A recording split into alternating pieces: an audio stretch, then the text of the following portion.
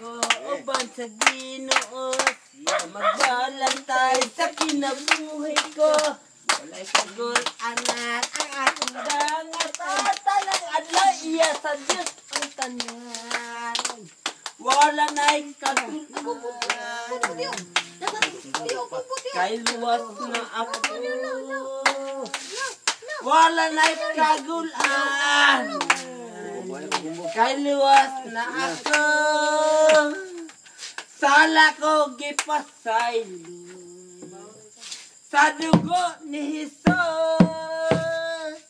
Wala na'y kagulanan kay luwas na ako. Malipayon ako uban sa Ginoo.